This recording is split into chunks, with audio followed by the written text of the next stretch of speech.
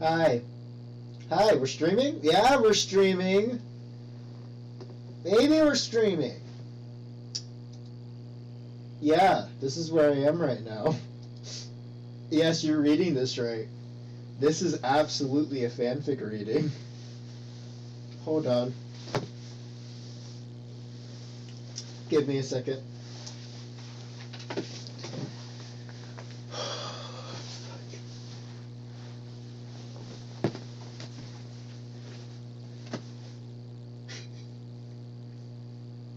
Hey Siri!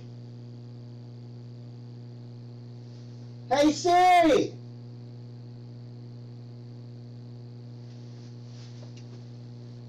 What? No! Come on! Hey Siri! Thank you. You're welcome.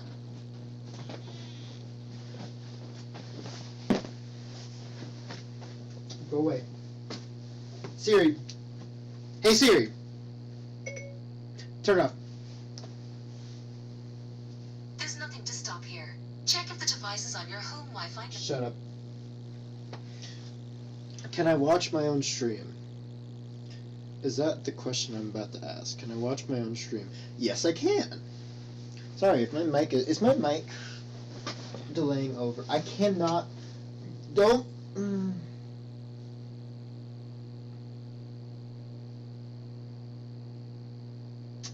Oh, is it not registering that I'm streaming? Oh, it's not registering that I'm streaming on YouTube right now. Hold on.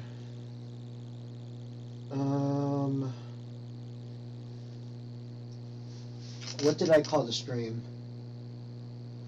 Frick, what did I call the stream? Oh,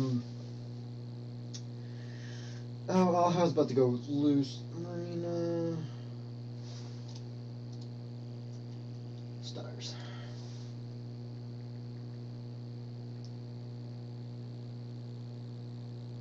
Come on, come on, come on! What the fuck? Aha! Found you! Oh, yeah, I'm sorry, I could not see what the chat was saying, because I do not have a chat open. Just gonna mute that. Yeah, there's gonna be an echo for a second, don't worry about it. I came across this a couple of days ago while I was trying to fix my sleep schedule by reading fanfics, because that's a good idea. But, I came across this author by the name of Marina Stars.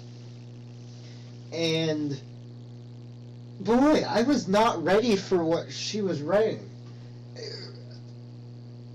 I read some of the bio already. She's pretty young, which is something that I was not.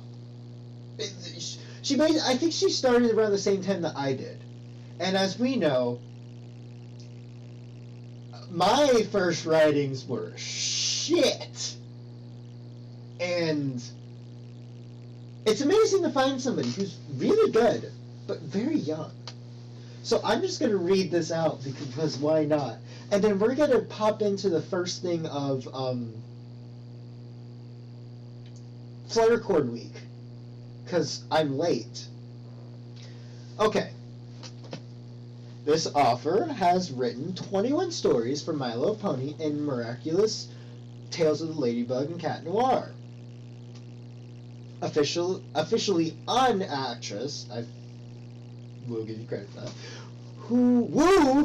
I love musicals and have been in my high school's production of Zombie Prom as Principal Delio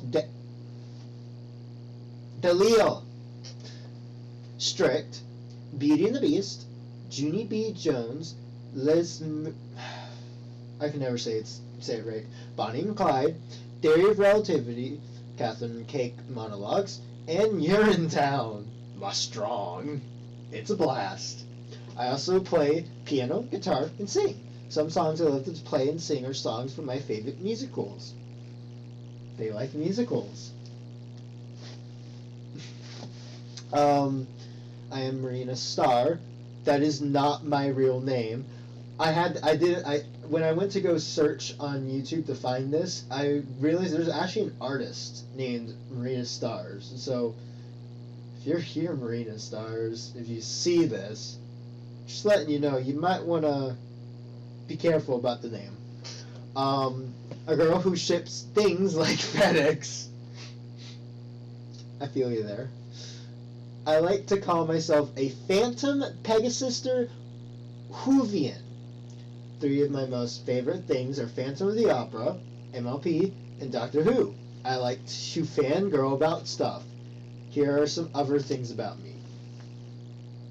Favorite cartoons, if it wasn't obvious, My Little Pony, Friendship is Magic, and crossed out Miraculous Ladybug. I know why. I go back forth on this one. The obliviousness of the characters and the repetition have gotten on my nerves. You aren't the only one. I hate that show because of it. It's going somewhere, I guess, but the main claim to it is the fact that the fandom writes better plots than Zag does. Yeah. Favorite TV shows, Doctor Who and crossed out Once Upon a Time. My favorite color is light blue. Hey, that's mine too. Favorite animal, horse. Not mine. Favorite bird, peacock. Nice. Favorite books, Black Hearts, Black Souls, The Ascendants Trilogy, which is False Prince, Runaway King, and Shadow Throne, Alex and Eliza, and Love and War. Favorite musicals. I'm not even going to read this because it's a lot of musicals. Favorite singer, Raymond Caramlo. Ooh, I hate if somebody knows that. Favorite movies, Coco, Zootopia. Okay. Big Hero 6, yes. Princess Bride, yes. Pebble of the Penguin, okay. Doctor Strange, yes, absolutely. And Infinity War, yeah. Favorite food, cheese quesadilla with avocados, Hawaiian haystacks, and hobo and tinfoil dinners. Add. Oh, I'm an idiot. When I grow up, I want to be Christine in any production of Phantom of the Opera. I take voice lessons. I listen to and sing songs from Phantom. I play those songs on piano. I know how. I have what it takes to do it. You got big dreams, girl. It is my biggest dream, and I plan on fulfilling it. No matter how long it takes, I will someday be Christine. There is no note too high, not even in the song Phantom of the Opera, especially the end for me. No challenge too great, I will succeed. I'm on my way, as I've been a lead in a show before in freshman year of high school too. Yep. Leo straight. Favorite MLP characters. If it wasn't obvious, Fluttershy and Discord, obviously. Capper, who I don't even know who Capper is. Skystar. Wonderful? Derpy, yes. And Cheese Sandwich. I love to draw a lot. And then there's this hell of a long list of I'm gonna read it all. Favorite MLP ships. Fluttershy and Discord. Pinkie Pie and Cheese Sandwich. Applejack and Spike. Shocking. Rainbow Dash and Soarin'. Hate it. Twilight, Sparkle, and Flash Sentry.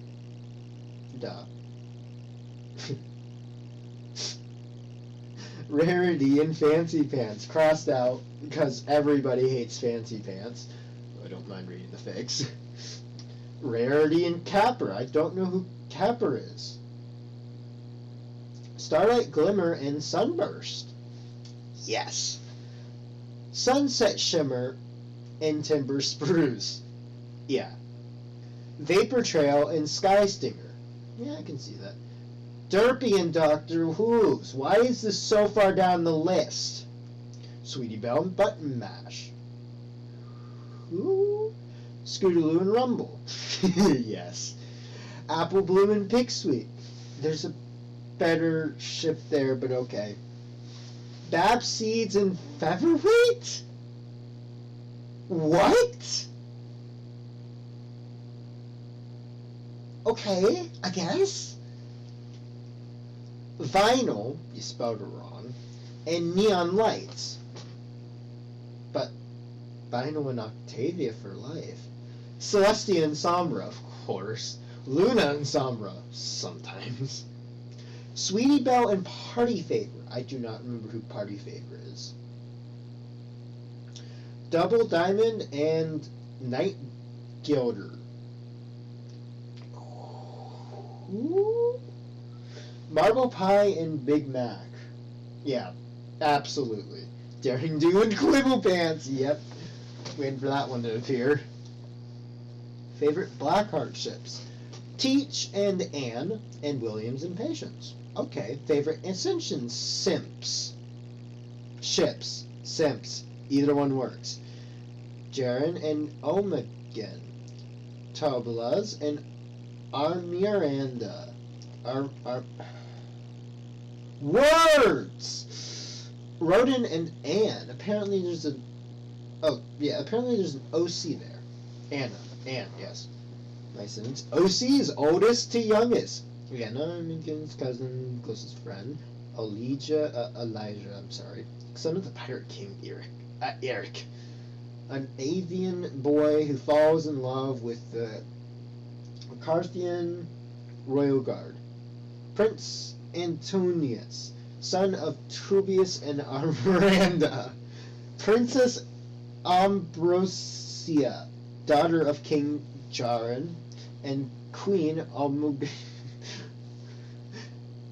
I can't read these names. I'm just kill. Story status. E.g. Friends, just putting it aside till we get back. New fairy tale on hold. A new fairy tale. Yep, the rewrite is here. Nice. Pony Bride on hold. My Little Aladdin on hold. Chaotic. Don't know.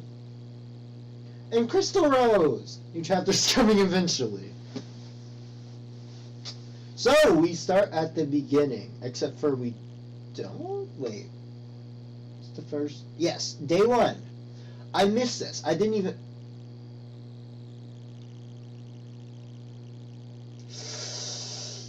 I want to read that. But I said I was doing this. I will try as hard as I can to get a good Discord voice sounding. Just gotta go for my deep voice. You know, the one I can't do when I'm recording. How long is this? Oh, it's very short. Wow. Okay. Sunset at last. Prompt is distance.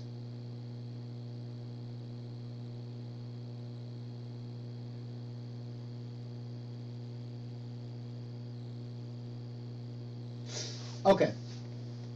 In the golden honeyglow of the approaching evening, Discord sat and watched and waited. Yes, he waited.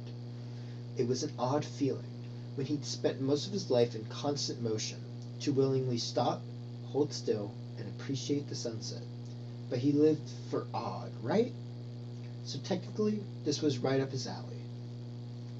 A cool and gentle breeze tickled the blades of grass around him, warning of the oncoming autumn. He closed his eyes and let himself soak in the evening lights, a jolt of excitement taking over him. He wasn't waiting for nothing, and he didn't often let himself sit so calmly, but Fluttershy had taught him greater patience than he'd ever thought he'd have. That's who he was waiting for, Fluttershy, his dear and beloved. How long had it been? 5 days, 8 hours, 22 minutes, and 37 seconds precisely since she'd left on her latest mission alongside her fellow elements of harmony. In the great expanse of eternity, it should have felt so short, but time was relative, and every moment without Fluttershy crept by till he found himself counting down the seconds, till he could see her again. Oh. The train should be in just after sunset. Oh. And when she stepped off it, he knew she'd come right to their field, and he could hold her close again, and forgot there was ever more than an inch of space between them. They'd watch the stars, and she'd tell him all about her trip till the late night claimed them, and they had no choice but to go to sleep, just like always. Oh, if he could just be patient till then. I really like this already. Fluttershy stepped off the train with a grateful sigh, stretching her stiff limbs out till they were awakened and moving properly again. Oh no! Sorry. Oh, frick. Let me redo that. Fluttershy stepped off the train with a grateful sigh, stretching her stiff limbs out till they were awake and moving properly again. After hours aboard the train, as it chugged steadily along the tracks, it was more than a relief to be back in Ponyville again. Look at that! Twilight smiled, noting the time. Home ahead of schedule.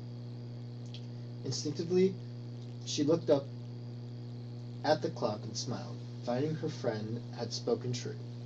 5 days. 5 days since she left, and now she was relieved to be home.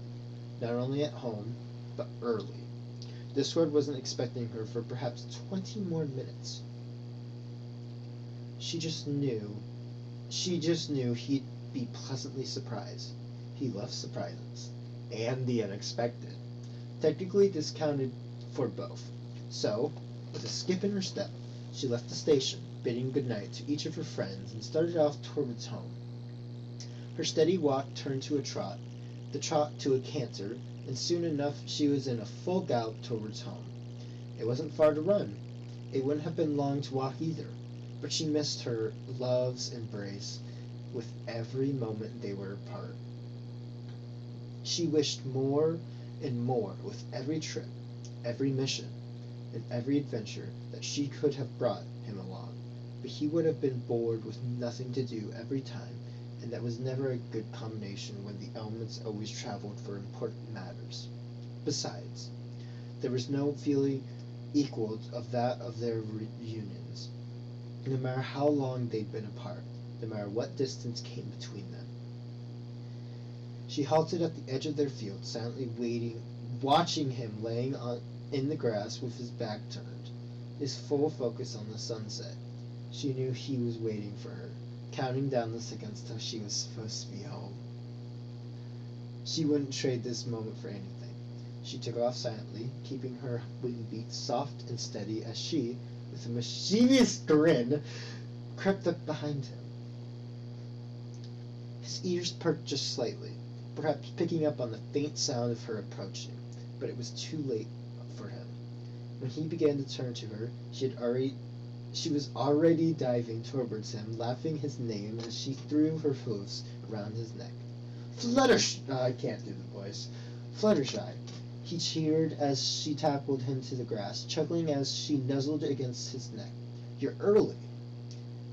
I miss you, she smirked, a look she learned from him. Also, we got lucky and our train was running ahead of schedule.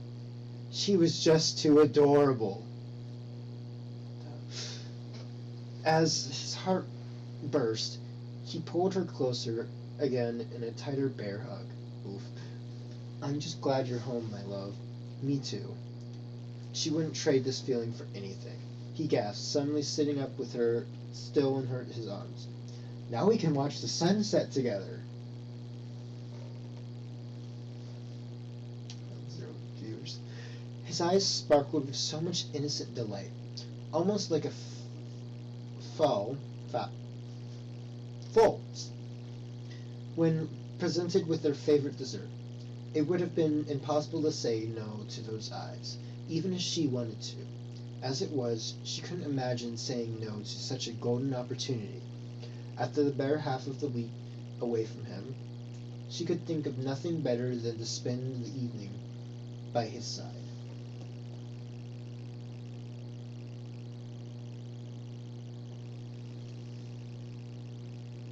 Yes, Discord, now we can watch the sunset. She slid out of his hold, but stayed close as she comfortably laid herself out on the grass, patting a spot beside her just for him. Eagerly, he moved to her side till he was pressed up against her, as close as he could possibly get. He rested his chin atop her head and watched the far horizon, happy to have closed the distance at last. She wouldn't trade him for anything. Tell me everything, he prompted, wrapping his arms around her again, longing to listen to her voice for as long as he could. After a thoughtful hum, she smiled. Where to even start? She told him of the new experiences she had, the foods she tried for the first time, all the things she loved to hear about. She joked about the boring stuff, and in short talked with him till the moon was high and the stars were shining.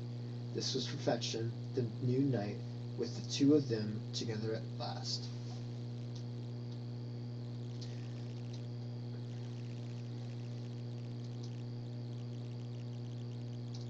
Here's my day one entry for Fluttercord Week 2022. If you spend most of your time on fanfiction, you may not know much of what's going on, but there's a Fanfiction and DeviantArt page if you're interested in seeing more.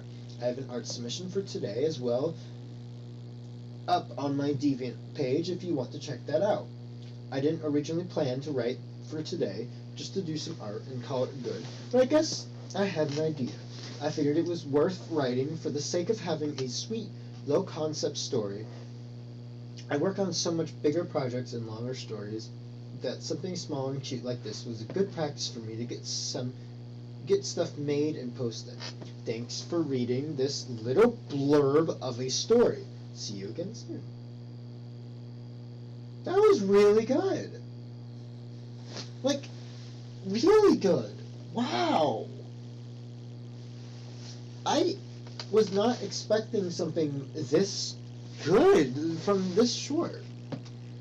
Yes, exactly. It's cute and short, but like, man, it really encompasses the feeling of Fluttercord. This is better than the one that I read, Discordly Advice. I mean, the problem with Discordly Advice is that it kind of just kept going sometimes where it shouldn't have. But here, it's like, you get what you want here. You get the Fluttercord. And you're on your way.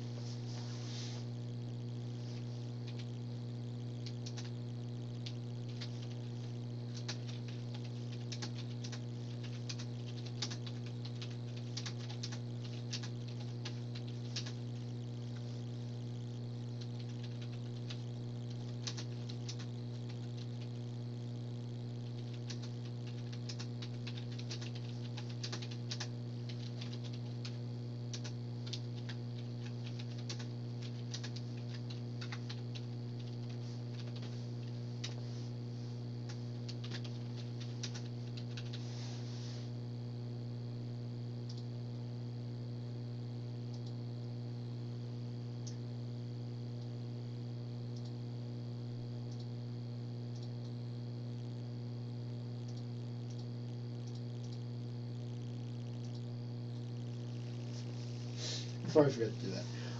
I will be right back. I started the stream off a little bit bad, stomach-wise, so that's the wrong thing. Muting.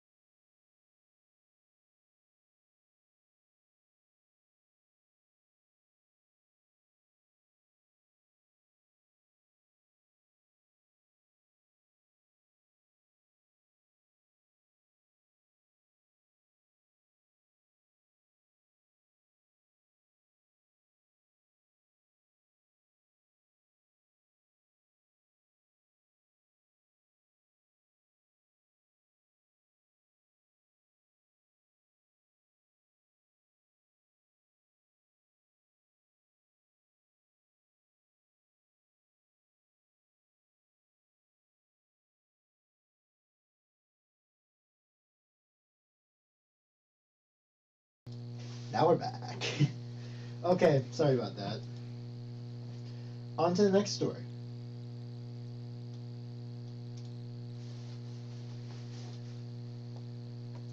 The Masquerade. Two strangers dance after a chance encounter. Free day. Technically human. Now we're back. Okay, sorry about that. Sorry about that. I forgot to volume that down. Okay. The Grand Masque Ball. An evening flooded with mystery and intrigue. One of the most anticipated events in all of Camelot. Like every year, it was held within the Grand Palace and overlooked by Princess Celestia herself. Of all the balls she had to attend, the Masque was Fluttershy's favorite. Most balls required diligent socialization and far too many dances. She was important in Equestria. She was one of its protectors. She had roles and duties to play, a title in the kingdom. But in this crowd and with this mask, she was the same as any other. For one night, she could lose herself in mystery. Nameless, unless she named herself one of many. Tonight, she could hide, and no one would be the wiser. Truly, a masked ball was one of the few places she could simply exist. For one night, she could observe and take a step back from things. And just one night meant everything. She'd be fine. No, better than fine. Free.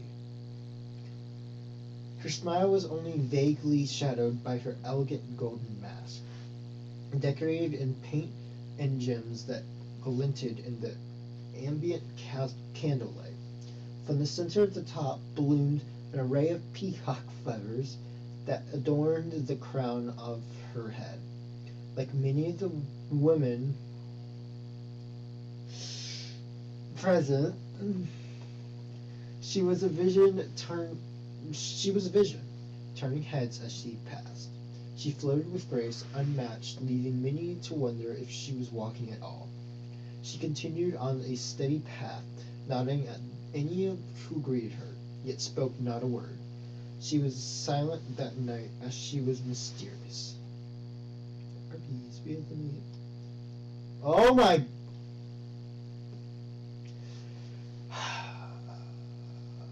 Just ignore the ads. Apparently it knows I'm hungry. At last she stepped out from beneath the balcony that overhung the ballroom and nodded towards the grand dais where Princess Celestia, the only person she could see without a mask, watched the evening proceedings. The princess nodded back in acknowledgement of her arrival, but nothing else. Leaving her to her night.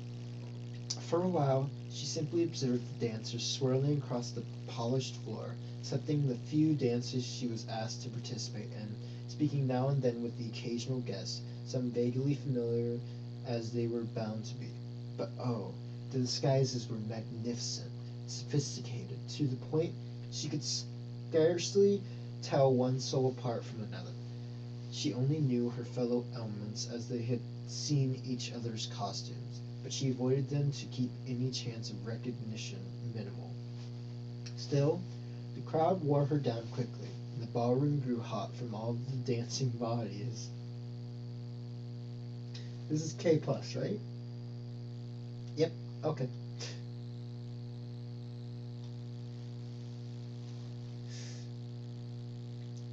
Her gown was made light but full,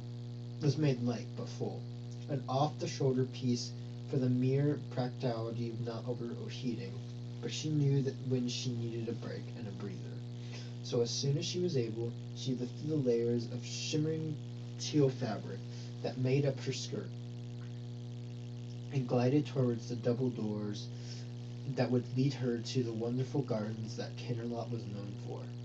She expertly maneuvered the crowd despite her ball gown, moving swiftly through the sea of color any fancy on course of her charted destination. However, just as those gardens were in reach and the cool night was practically at her fingertips, what should happen but her plans coming to a halt?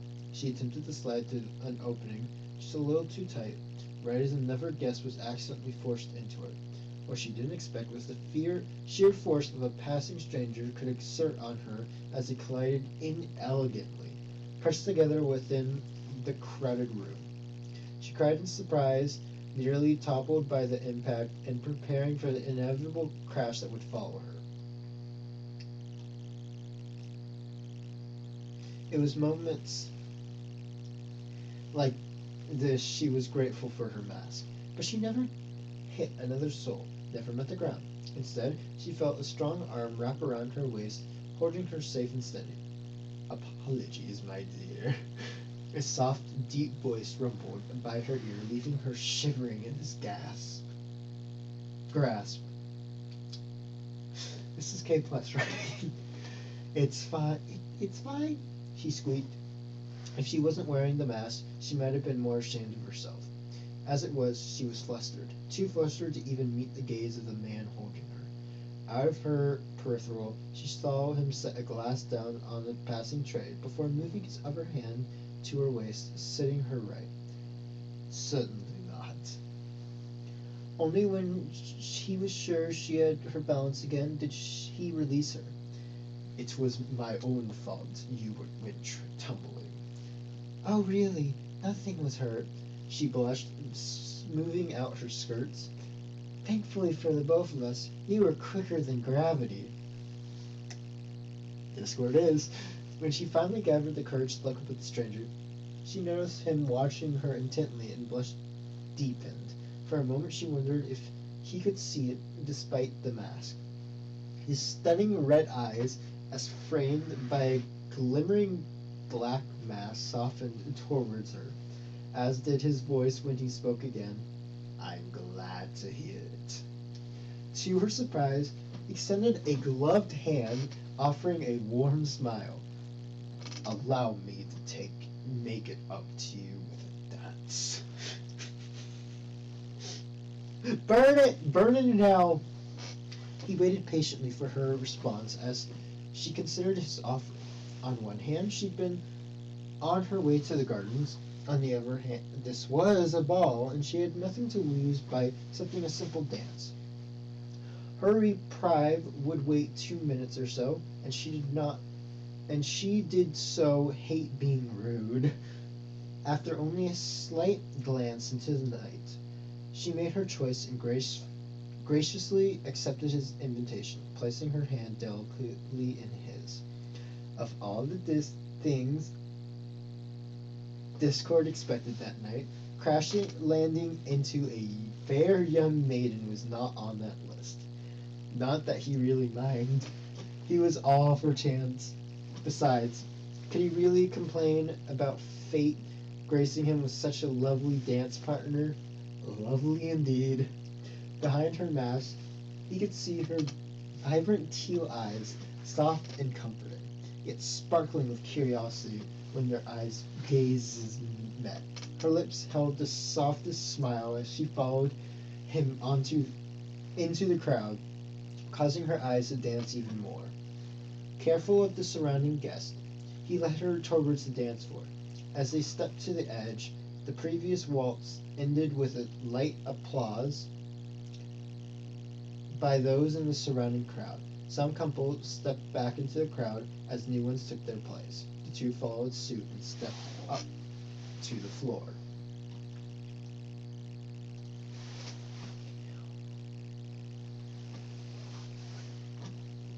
There isn't anything playing, right? No. Okay. No, I have my thing muted. Isker placed his hand on her small waist once more, as she laid her hand on his shoulder with almost a feather-light touch. Then taking her free hand with his other, the waltz began. He led and she followed, stepping in time with him, and all the couples around them in perfect harmony with the music. He could tell almost immediately how practiced she was.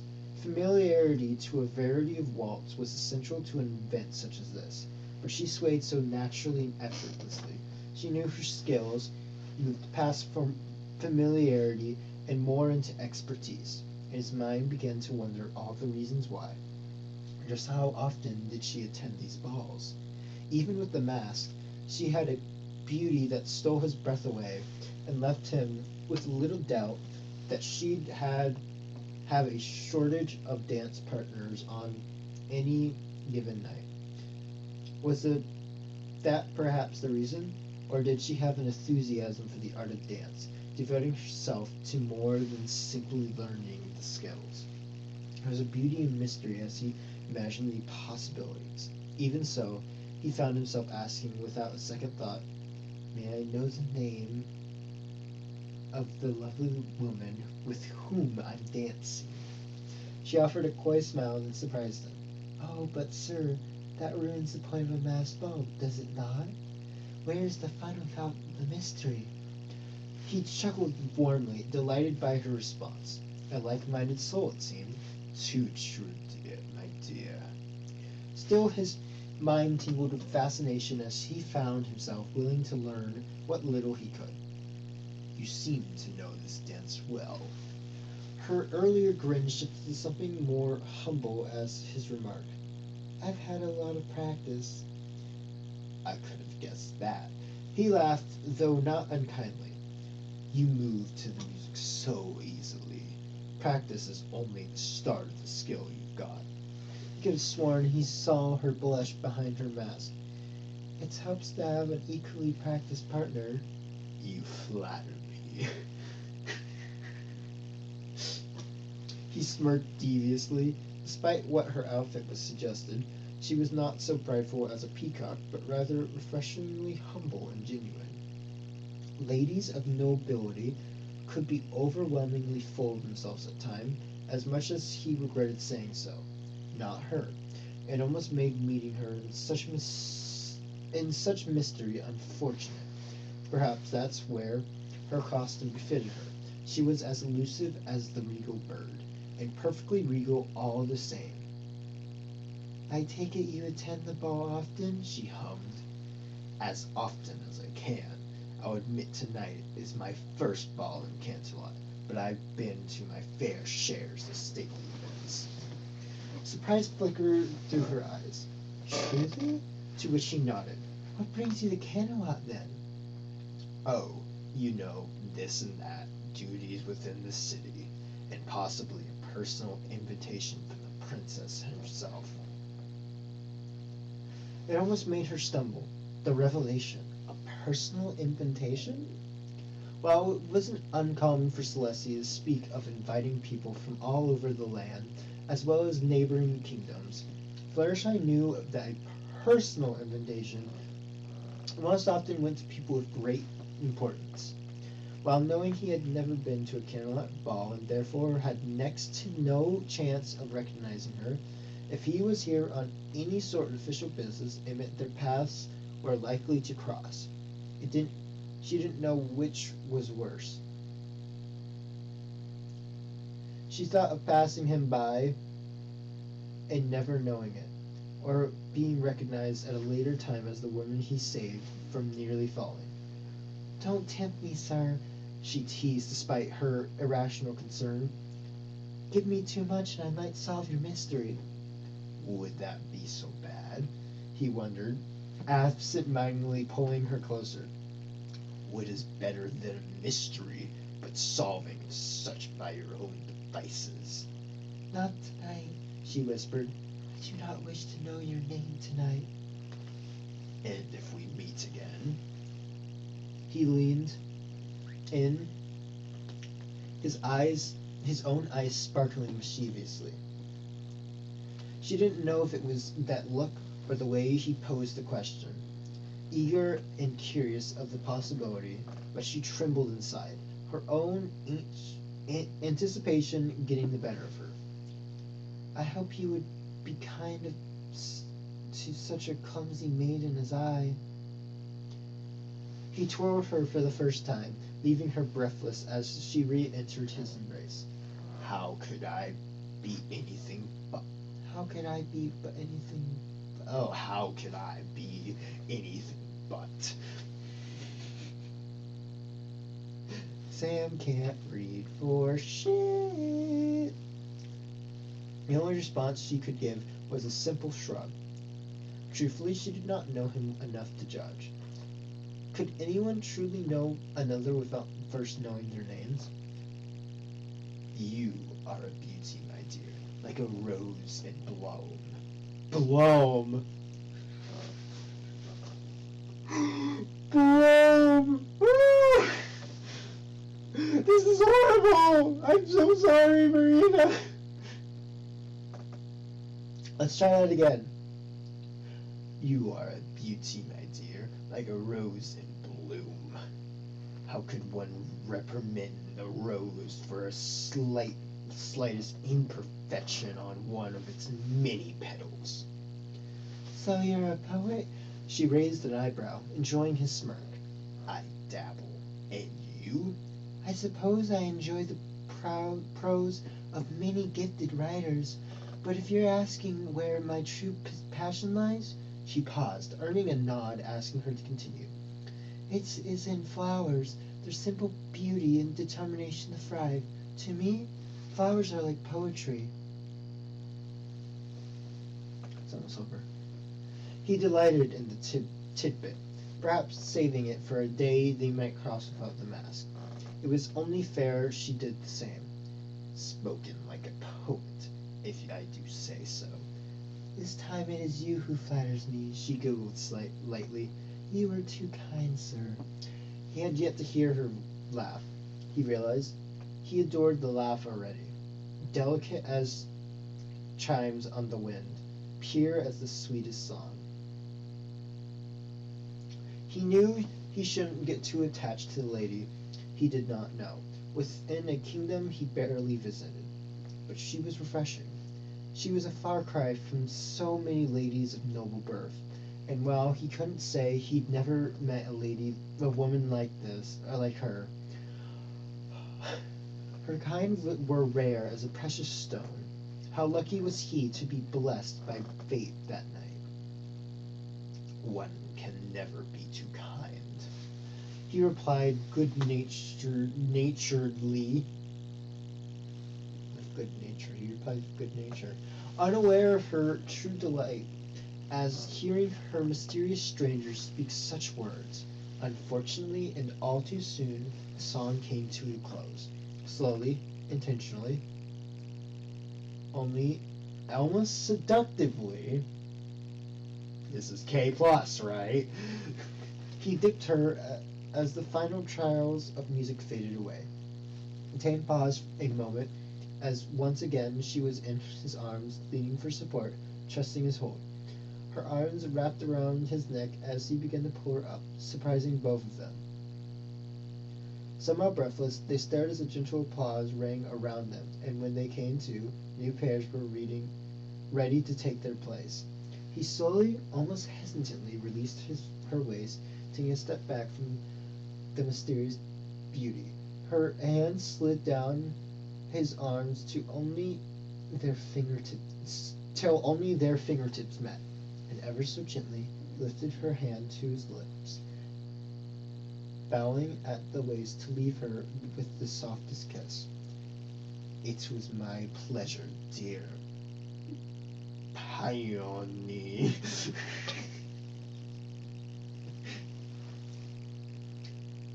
Oh my, she curtsied, before he released his firm but gentle hold.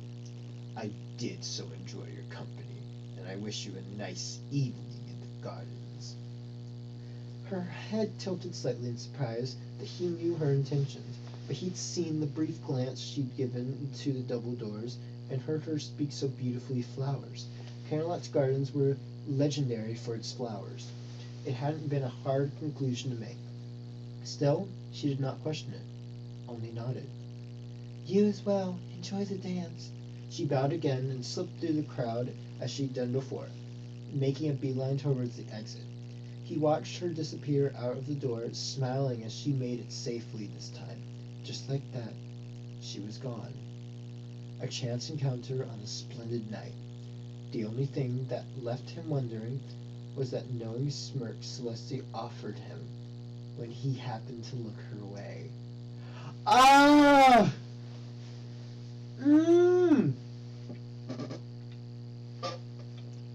It's good, but there's a few issues. My first one, of course, is the fact that I was unaware this was. I was unaware that this wasn't ponies, this was humans. Until it got way later. I guess it probably said something about it in here. Humanized AU! Oh! I didn't even finish reading this, did I? Oops. Whoopsie, Sam did a dum-dum. Anyways, it's a good story.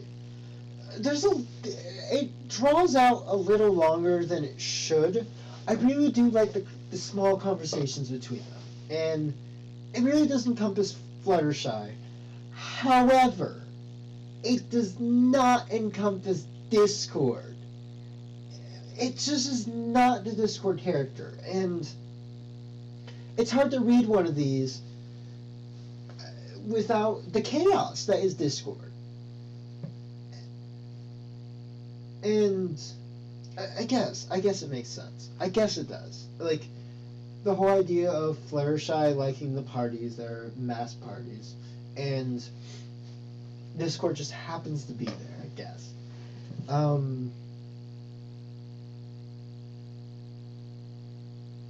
It's okay. It just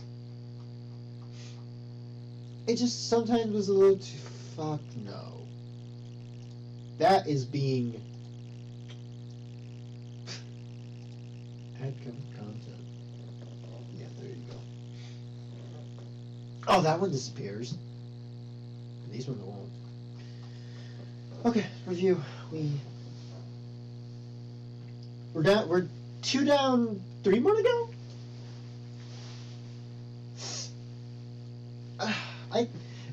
I just feel really bad for this because I feel like I'm being a little bit too judgmental.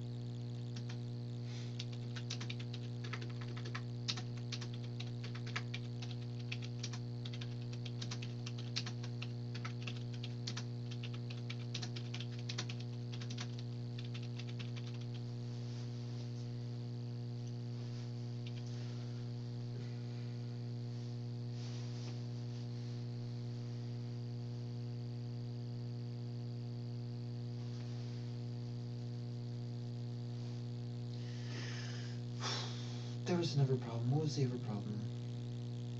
Oh, the whole Celestia thing.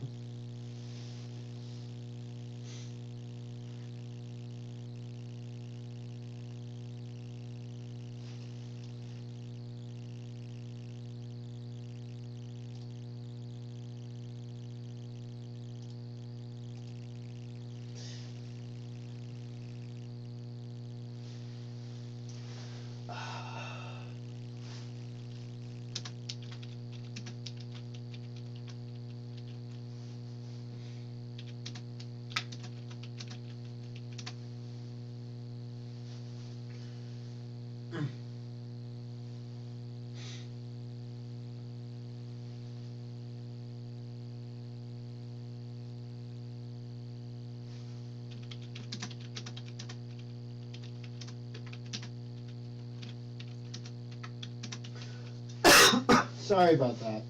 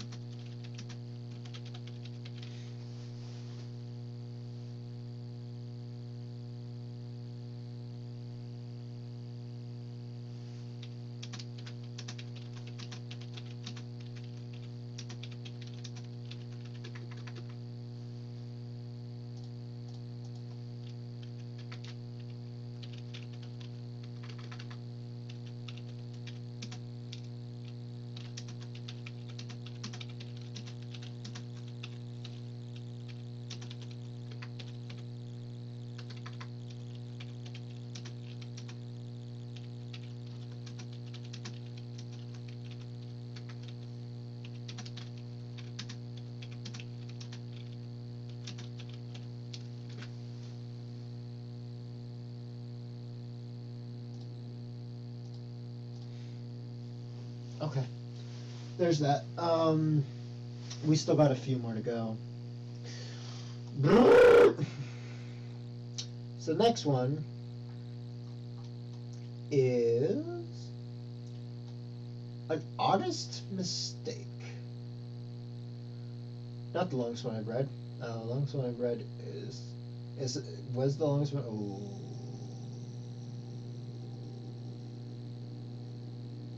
Theme swap. That's interesting. That's a very small one.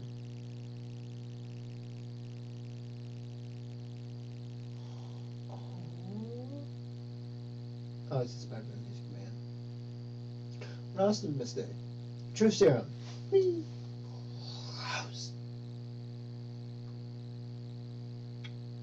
Wait for it. Okay, I guess there it is.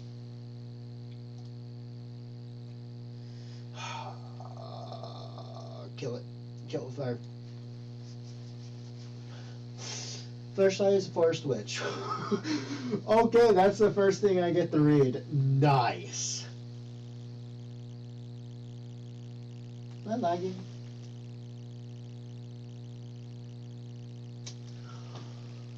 Kiddos, this is why you get an ad blocker. I'm looking at my stream down there and I'm just seeing lag, lag, lag, lag, and lag.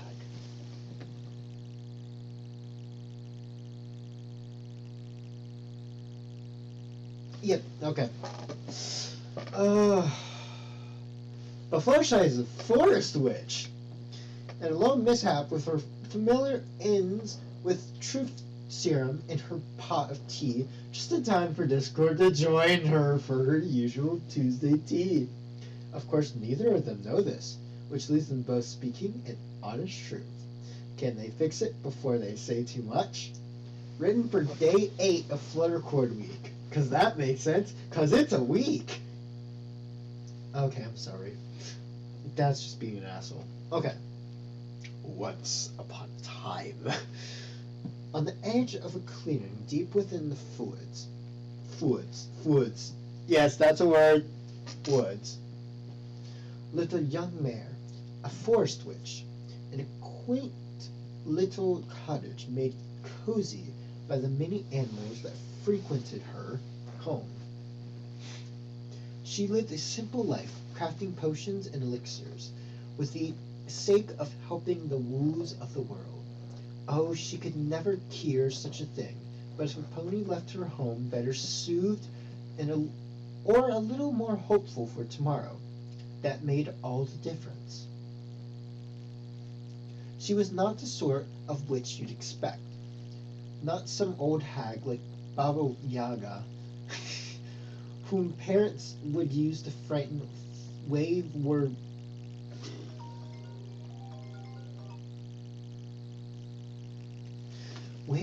children into obedience.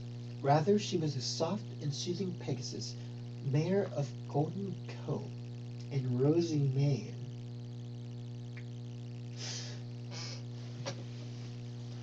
With eyes that spoke of kindness and wisdom, often beyond her years, but innocent, all the same. And that morning the mare had her hooves full with a potion to brew, an order to fill, an incoming guest, and a demanding white rabbit who just had to throw wrenches in the gears of her otherwise perfectly timed morning. Angel, you bitch. I'm very busy, Angel, darling. What is it? Her practiced hooves worked despite the rabbit's disturbances. She listened to his squeaking, fighting to never slow her steady rhythm of pouring each potion. That is quite a conundrum, she sighed, but it's one you'll have to sort out on your own.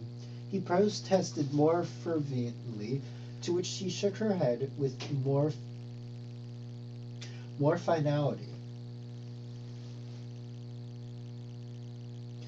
I understand, Angel, and if it's not solved by sunset, I will be more than happy to help you solve this problem. As it is, I have so much still to do today, and not a moment to waste. Her ears pricked as huffed another complaint. Well, if you cancel your plans with that big clumsy oof, you'd have time for me. She bristled slightly at the insult to her friend. Don't you start calling him names, Angel. He is one of my best customers, and today a guest. I wouldn't dream of canceling, especially not on such short notice. It is Tuesday, after all. Tuesday teas are tradition. They had been for a while. She remembered the day he first entered her shop, a simple adventurer in need of a magical solution. Younger, more awkward, but hey, so was she.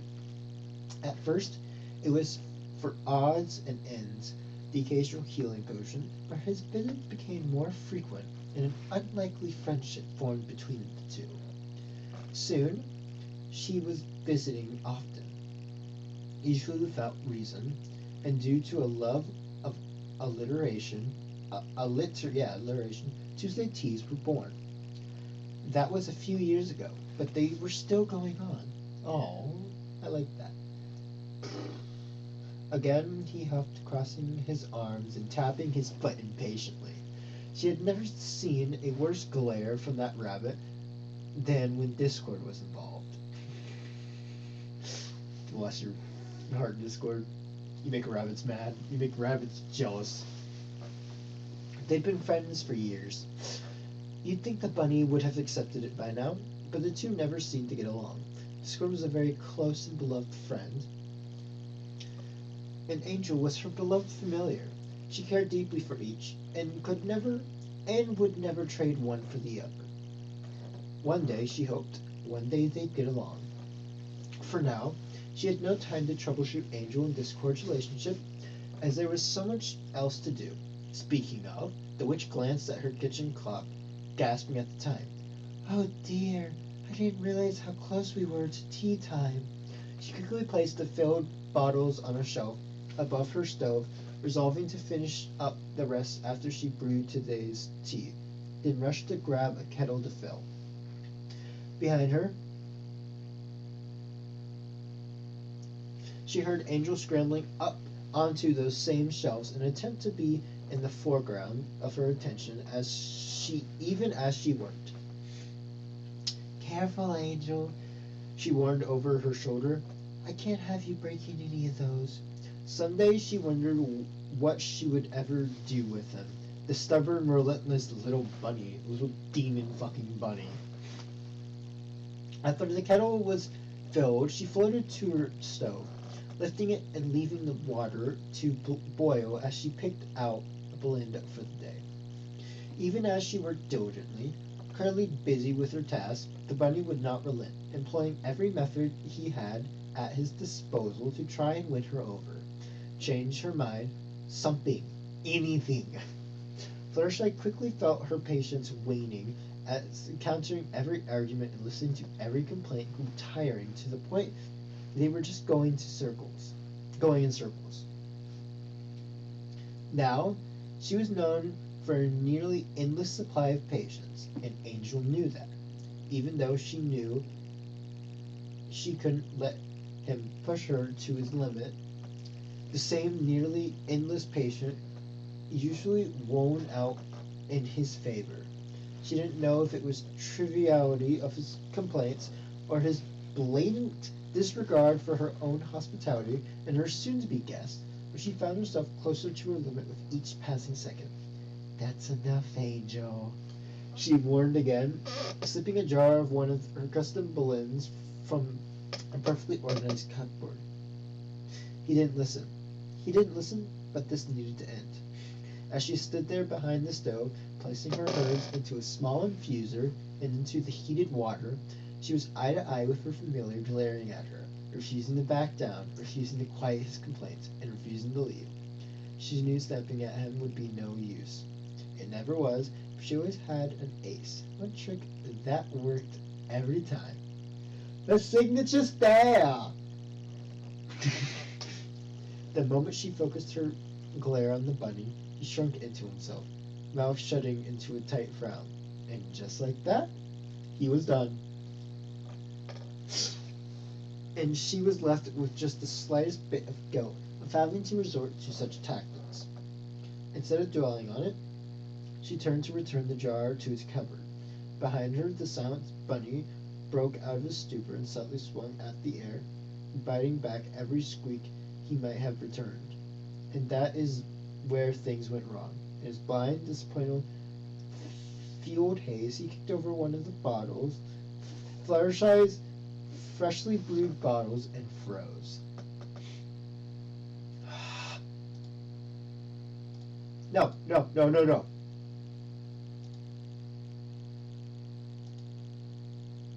Can you do it for everything else? That's just gonna be there. Hi Google, you're sponsored. He watched as the second scene is slow and the bottle tipped. In her distracted state of her hurry, she hadn't gotten the cork quite tight enough. A fact made clear as the momentum threw it over the counter and to the floor to roll away silently, where the contents of the bottles flowed unimpeded into the open top of the kettle. The kettle containing that afternoon's tea. Fluttershy's kettle. That was unnecessary. He scrambled to the edge, watching the once purple liquid roll with the bubbles until it turned clear, disappeared, becoming one with the brew. It was at this moment Fluttershy started to turn around, and he knew if he didn't act quick, he was a dead bunny. So he stood and hid the bottle behind his back, standing innocently on the shelf. She raised a brow as he returned, but didn't spare more time for him as she passed by.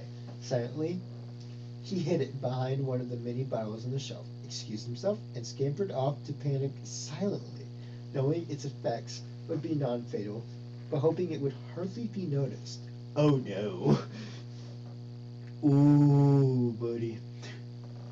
A short while later, Fluttershy breathed a deep sigh as everything was set and ready for tea. A beautifully painted porcelain teapot was set out along with 2 matching cups and several plates of tea cake, scones, and sandwiches. The perfect setup for a perfect afternoon with a perfectly unordinary tea guest. One who could be popping in any moment. Hello there, Fluttershy. Deep voice, motherfucker. With a smile, she turned to the small teleportation circle in her living room, and the guest standing in it. Discord, right on time. She flew up to embrace her guest. Blast! The Draconicus chuckled, returning her welcoming hug as his chest bubbled delightfully. And here I thought I was unpredictably early. You are. I was saying, you are, but I just finished setting up. So even if you're early, you came at the perfect time. She winked before releasing him. With a beckoning hope, she turned towards the living room, missing the soft glow in his cheeks from her unintentional flirtatiousness. I can't words. Promptly, he followed cozying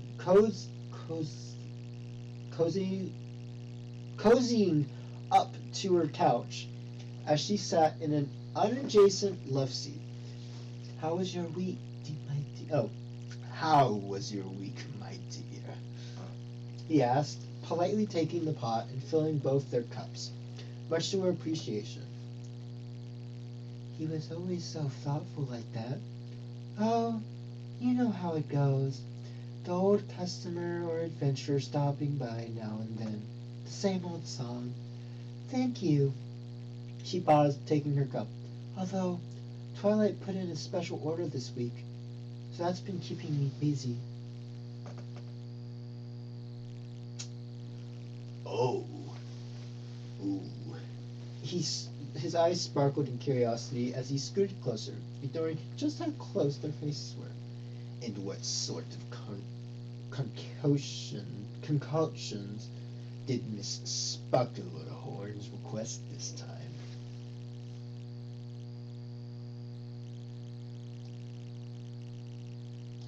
She shook her head, dropping a couple sugar tubes into her tea. Oh no, I don't want to give you any ideas this time. It's bad enough the shenanigans you, Spike, and Big Mac get into on your little adventures. I'm not throwing any of those potions into the mix. Not a second time. Usually, he shoved within what he knew he needed based on the plans he and the others had made. But once, in a small lapse of judgment, she told him about something out of the ordinary, something a little more chaotic than he should have been trusted with. That was a fun story time for him, she thought, in regards of the reprimand she gave him when she found out. Even so, she smiled fondly at the memory. Fine. He rolled his eyes dramatically, taking a sip from his teacup. If that's the way it is, then I suppose you won't tell me. I won't tell you about my latest shenanigans. She giggled as she too enjoyed her tea, only slightly wondering at the subtle difference in taste it carried today. That's unfortunate, because I do love hearing about your adventures. No one tells stories like you do. He played, pondering it for a moment. Oh, you don't mean that, do you? I do. She nodded earnestly, playing along. He loved telling stories, and she knew he didn't need convincing. Still, it was fun to tease. Very well. You've convinced me. I shall share my tale of adventure, but only because I enjoy your laugh.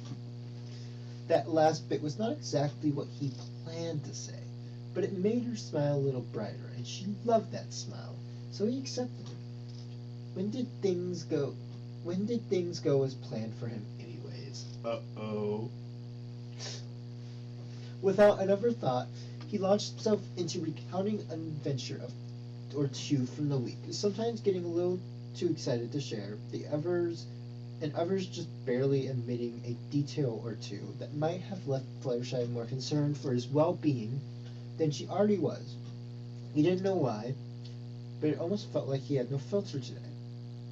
While last night he hadn't been the best sleep in the world, it couldn't have been that bad, right? Not enough to affect his epic tales.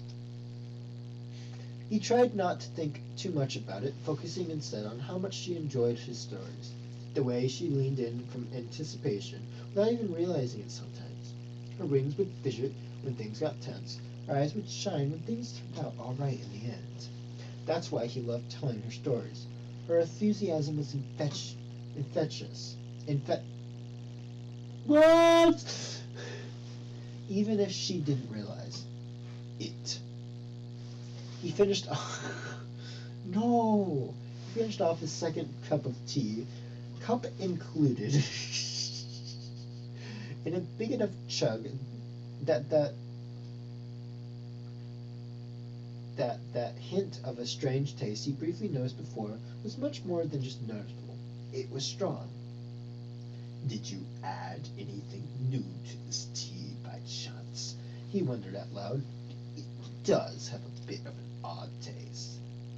He hadn't meant for it to come out quite like that, and when he realized it had come out that way, he was ready to flood into apology overload as she looked down at her own cup. You know what's strange? I was thinking it tasted off too, but thought it was just in my head. Relieved he had not offended her, at least he didn't think he had. I'm sorry if I offended you.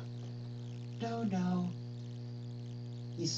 She sighed, staring quizzically into her cup. I tasted it too. Relieved, actually. He couldn't remember what he was going to say before his thoughts got derailed. He was just glad he hadn't hurt her feelings.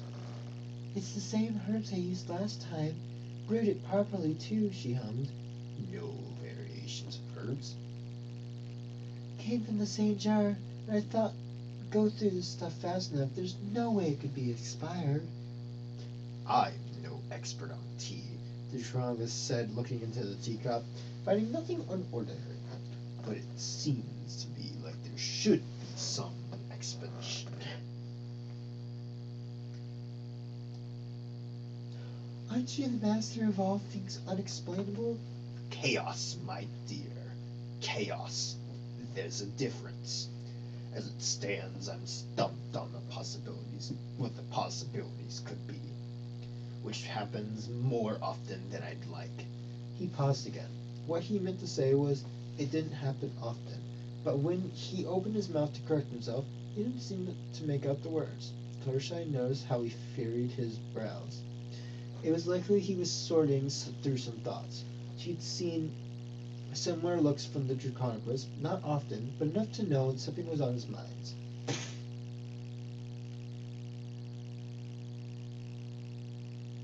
You look concerned. Is everything alright? I'm sorry, I lost where I was. He wanted to wave it off as nothing, tell her he was fine, but the slightest bit of concern in his head stopped him. No, I can't say that I am. In fact, I'm a little spooked. Oh, I can only imagine Discord saying that, actually. Something was amiss. He could feel it. What had started as subtle truths, spoken without second thought, was quickly shifting to something more concerning. He couldn't lie. Not even through casual passive comments. Fluttershy, dearest. Why had he called her dearest? Are you certain you didn't do anything to the tea? I'm certain, Discord. Why would I lie to you about it? If she was in any state like him, she wouldn't. She couldn't. Even if she wasn't, he figured she would. She was an honest mare and a friend he trusted. I can't say that you would. Still, it offered no explanation. Now fixated on the mystery of the teapot, he felt the strongest urge to figure this out. If his magic was going haywire for some odd reason, he needed to know. And if something was in the tea affecting both of them, they needed to know. He needed a test. Something to see if perhaps she too found herself a little more honest today, or if it was just him. Were the two related? Hey, Fluttershy, can I ask you a question? Sure. Sure. What's your most embarrassing memory?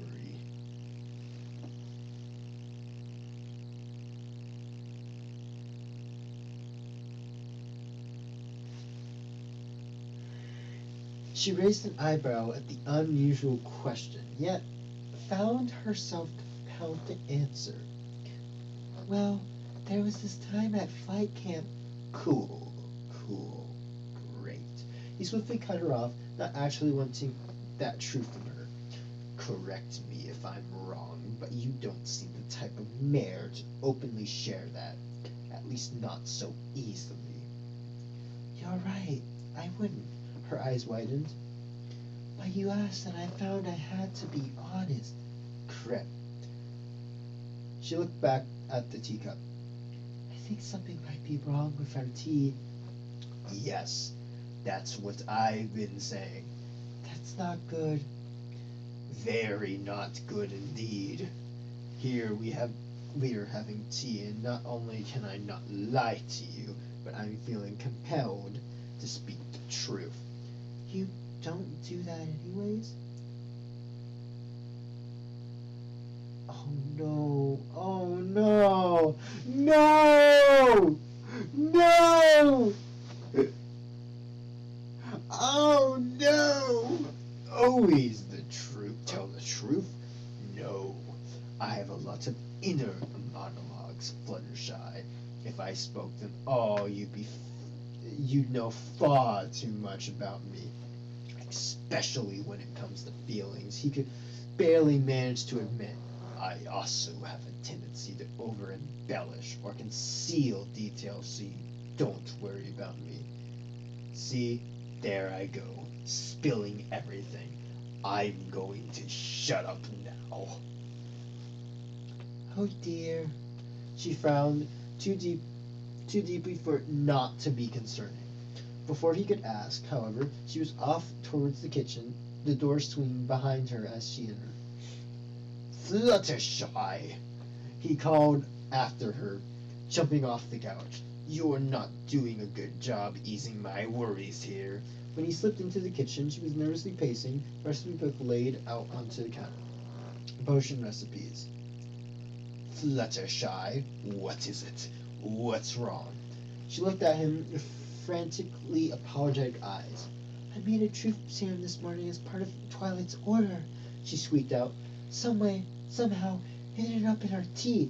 A truth serum? Her nod sent knots in his stomach. He might have suspected, but a confirmation was almost worse than being left to wonder. I'm sorry, Discord. I didn't know this happened. I made a batch this morning, but I put it away before starting the tea, right on the shelf. There was an audible click provided by Discord as the pieces came together. Angel. Swiftly she darted to the shelf, inspecting the bottles. Sure enough, one bottle lay uncorked and hidden out of her view. As she picked it up, she knew it must have been emptied into their tea. The whole bottle. But why?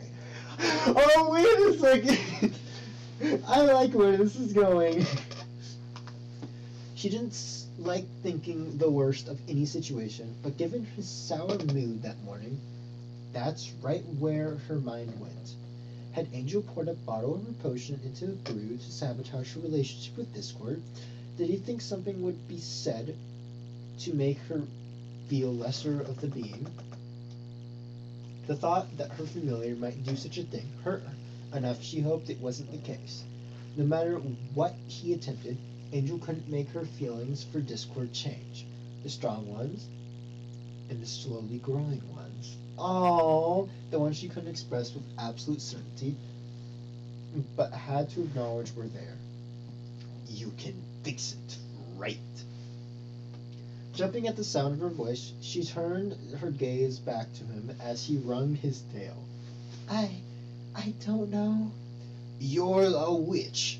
Surely you have something in one of your books.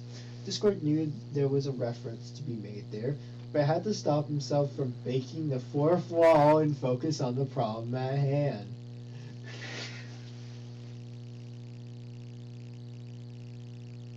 Yes.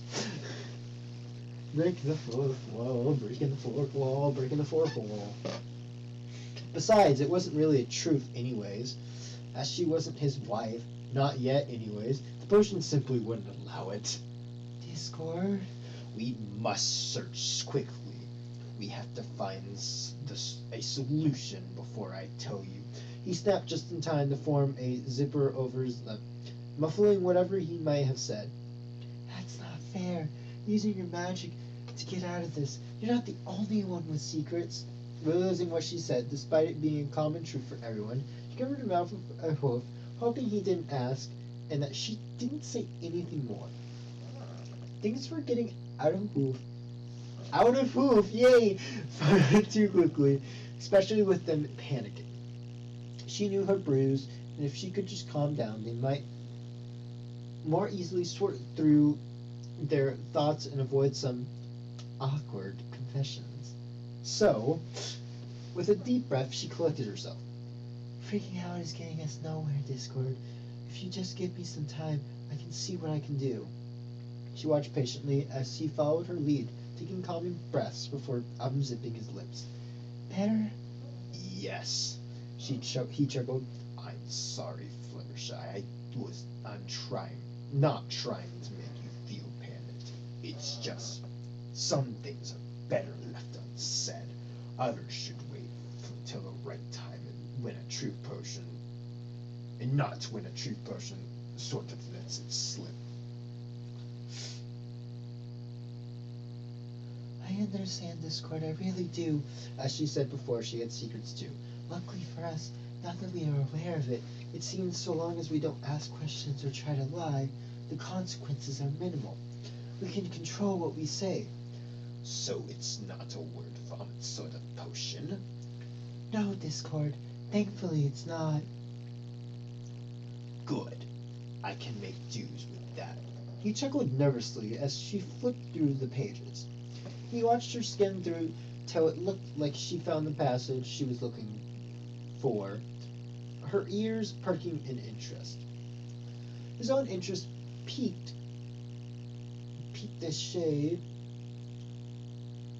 Ash looked on until she froze. This couldn't be good. Her shoulders slumped slightly as she uttered a simple, "Oh." What? In a split second, he was at her side,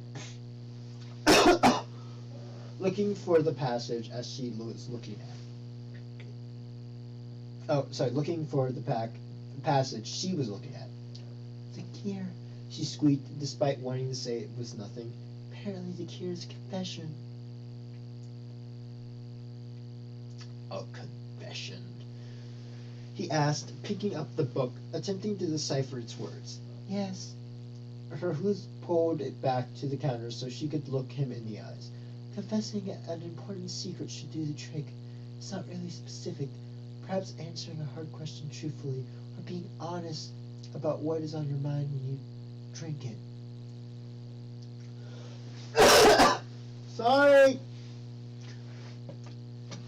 We can't just wait it out. Not this one. What the hey does Twilight need this sort of truth serum for anyways? She didn't say, but I trust her enough not to ask. A truth serum. He laughed in spite of himself, as she looked back at the tome. Of all the torments I could have endured today, it had to be a truth serum. Thanks, Tater Tot.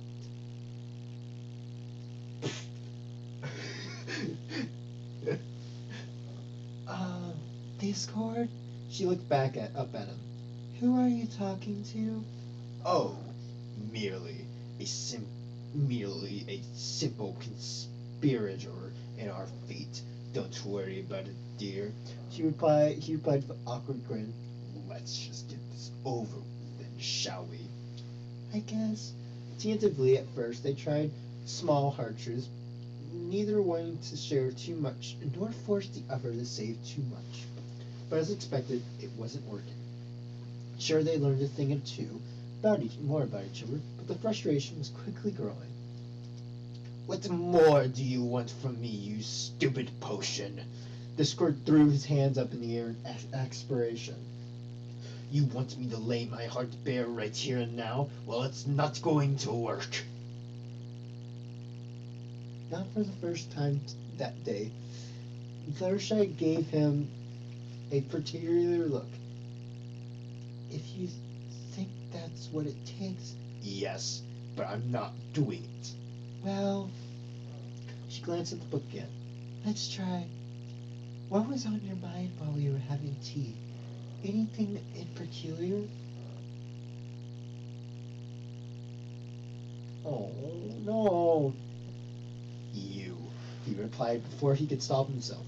The very thing I've been trying to avoid. That might be a solution then, she offered tentatively. Fluttershy, I can't. I don't want to force you to do anything, but it might be worth a try. Oh! He didn't dare open his mouth. It was like holding in bad gas, trying to fight back that secret, and that's how he knew he had to do it. I could try first, if that helps. No, he sighed. I have to do it. I can just feel it. I guess it's time I get brave. With a nod, she sat and let him speak when he was ready. Truthfully, I was thinking about you. Even while I was telling stories, I was thinking about you. What you might think of this adventure or that one, how your eyes light up when you laugh. And it happens when I'm not with you sometimes. I can't stop thinking of how good you've been to me. Your talents, your kindness, your hospitality. I appreciate you, Fluttershy. No, more than I appreciate you, I adore you. He could feel the shift, relief seeping into him with each word. There was something pushing him to pop the bubble of magic that possessed him, and he knew all it took were a few more words. I think I might be falling in love with you, Fluttershy. I can't stop thinking about how wonderful that would be. He shivered a moment as it finally let itself out, the magic of the potion fizzling away into nothing. Huh. That was easier than I thought it would be. Don't ask why I'm giving Discord a Russian voice. It worked? Well, the sky is red, so... But it's not red... Oh. I believe that makes it your turn. He grinned as she blushed.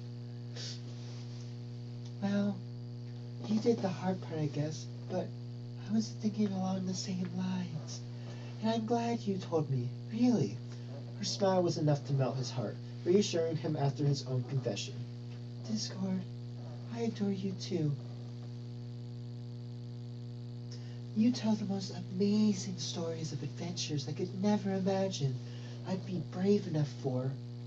You have a good heart and clever mind, and that's why I love your company so. But like you, I've been feeling something more the longer I spend with you. I can't help it. I really can't, and she could feel it, just like he had, the expanding bubble ready to pop. think I'm falling in love with you too. He smiled, nudging her in the side. No fair, you stole my truth. At least I said it rather than leave you wondering, she teased back. I wish we both needed to say it. I suppose you're right, my dear. Better than going through years of endless torment and mutual pinning, as fun as that trope is. Once more, she didn't question it. He was rather odd with his remarks. What do you think? Should we try it out? Our relationship, I mean? He'd been about to make another off comment, but decided against it, smiling warmly at her instead.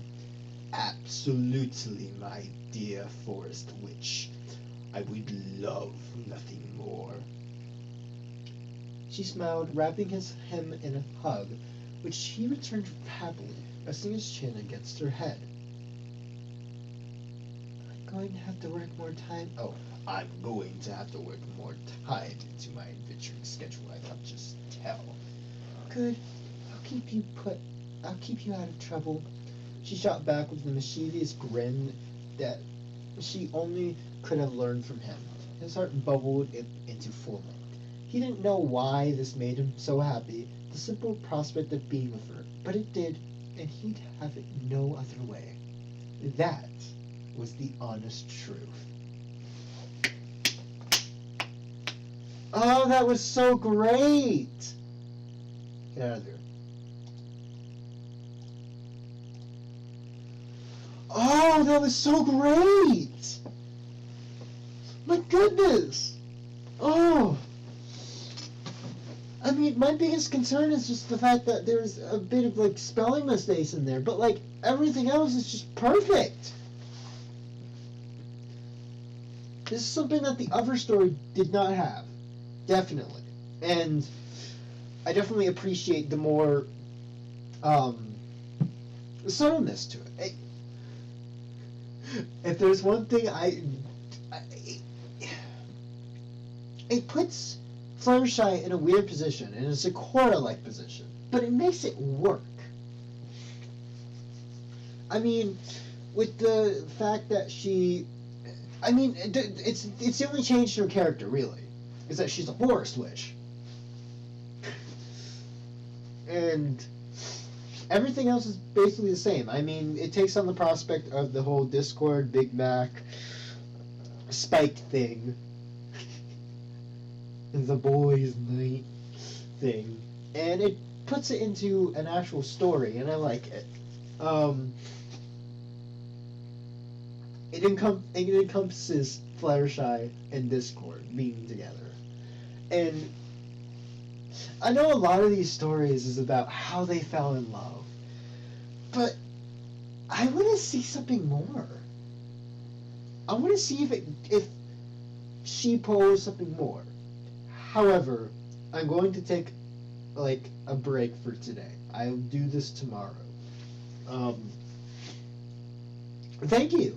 Oh, hold up. Let me type my review.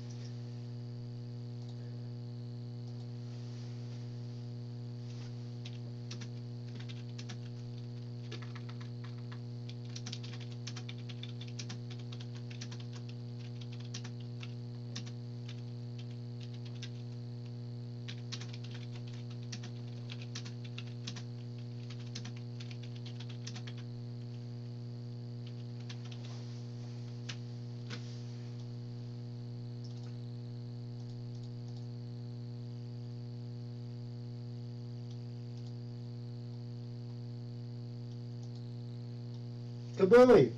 Alright, thank you so much for watching, even though nobody really came except for Scout at the beginning. If you like my channel, like it, and if you like my... No, sorry. If you like this video, like it, and if you like my channel, subscribe. I will shut up, and you can go on today. Bye!